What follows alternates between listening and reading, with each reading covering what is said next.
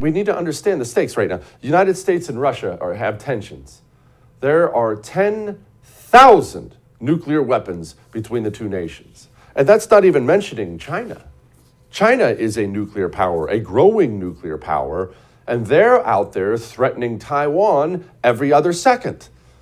We've declared that we're going to defend Taiwan. We're already getting involved against Russia. We're going to defend Taiwan. Remember when Joe Biden pledged that we would?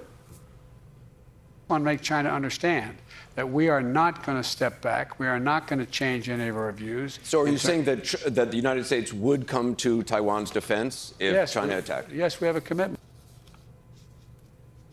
Okay, that sounds nice, right? You're rooting for the people of Taiwan. I am too. We're going to come to their defense? We're going to send a carrier group over there? What can China do back? Oh, I'm glad you brought that up, because they just got done testing a hypersonic missile that completely floored our intelligence community. We're talking can't stop it, can't see it in time. More than easy to throw a nuclear warhead on the tip of that bad boy. These are the stakes of the game. And the guy currently in charge is such a doddering old fool, people in his own party tried to take away his authority to launch nuclear weapons.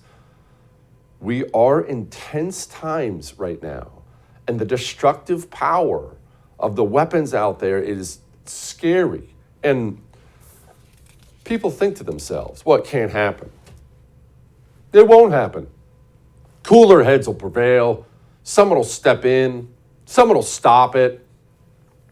I'm going to tell you two things. One, point to me a single time in human history where a nation, tribe, whatever it is, empire, acquires a weapons technology and doesn't use it. Anyone?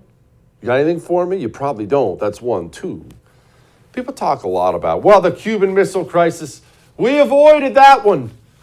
Do you understand how close we were to nuclear war? Let me explain something to you. Russian submarines, they are not built for warm weather. Don't worry, this is going to come into play here. They're not built for warm weather because Russia's freaking cold. Well, Russia sent down some submarines down there while all the tensions were high. The Caribbean is really warm, and the water's warm, and the air is warm, and a submarine, you got a bunch of dudes, well, women now too, but you got a bunch of dudes packed in a little tube underneath the water, no fresh air, no wind blowing. It's hot. Really, really, really hot. And when you get hot, you get irritable. I know I personally do. It's just human nature. On one of these Russian submarines, they had nuclear-tipped torpedoes on it. Now, that's part of the story. You know what a depth charge is? You've probably seen it in the movies. You'll see a ship looking for a submarine or trying to blow up a submarine, and they'll start dropping these canisters off the side of the ship. Well, here's the thing about a depth charge.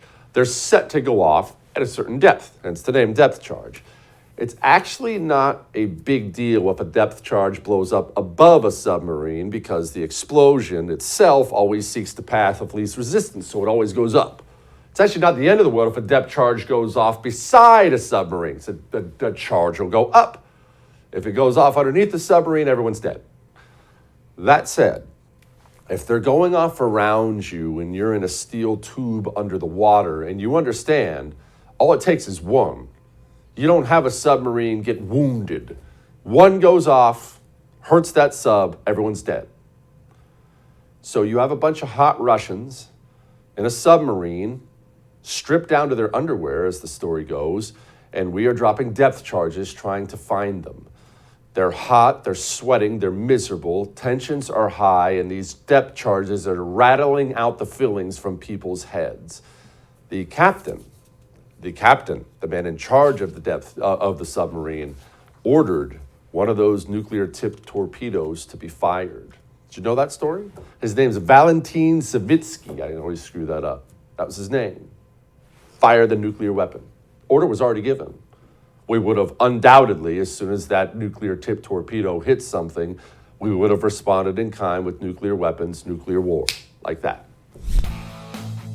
Hey, thanks so much for watching The First on YouTube. If you liked what you saw, go ahead and like and subscribe. You heard me. Like it, subscribe. You'll get a lot more of it and a lot more of me.